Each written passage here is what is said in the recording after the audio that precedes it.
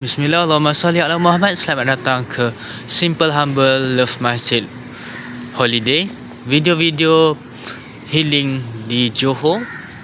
Dan ni ada hidden gems lah. Ada tennis court yang macam tak pernah orang guna langsung. Sangat cantik, tak ada pun kasut punya mark. Lepas tu ada playground dan banyak lagi lah. Okay. Tempatnya dirahsiakan sebab risau ramai orang datang. Okay. Tak apa, tapi siapa yang special yang daftar bersama Love Masjid, kita akan reveal lah tempat ni. Yang ni pun ada bangunan yang sedang dibina. Ni pun bangunan ni pun dikatakan antara unit terbaru lah. Dia ada beberapa blok. Dan di sana adalah Singapore. So ni boleh dikatakan court tenis yang terbaru, antara yang terbaru dan paling hampir dengan Singapore. Okay. Dan harapnya kita akan check cuaca. Nampaklah matahari terbit kat sana. Harapnya keseluruhan building ni akan cover court ni 24 hours lah. Saya rasa insya-Allah kan, sebab dia rapat dengan bangunan yang tinggi. Kiri kanan ada building.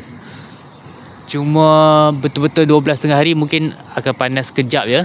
Nanti bayar 12, 5 minit, 10 minit mungkin dia dah ada bayang dah untuk cover keseluruhan court. Okay.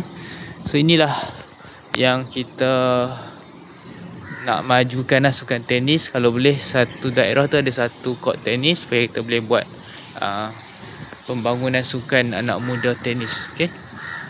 Itu saja untuk video kali ni. Alang-alang kita bagi genap lah 2 ke 3 minit. Okay, dia punya ni pun tahap premiumnya. Selamat, tak ada bujur-bujur tajam. Ni pun boleh macam hammock, macam naik kuda.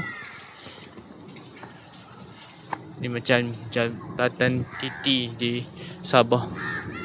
Kita belanja sikit lah keadaan court ni dengan bunyi burung ni. Dan alhamdulillah 7 pagi 9 malam dia buka. Okay, jom kita lihat keadaan court dia sangat-sangat memuaskan. Okay, tu je court baru tu kalau kita zoom. Dia buat resurface sangat cantik.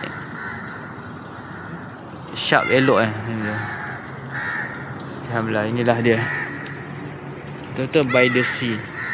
Okay, selesai 1 minit video Simple Humble Love Masjid Holiday. Sangat-sangat puas hati. Baseline dia pun untuk buat sangat luas. So boleh main lob, bola lob tinggi, smash tinggi dan sebagainya. Alhamdulillah. Jumpa anda dalam next live. Hanya 3 minit yang bermanfaat. Simple Humble Love Masjid kongsikan yang terbaik. Semoga menjadi sebab hidayah seluruh alam.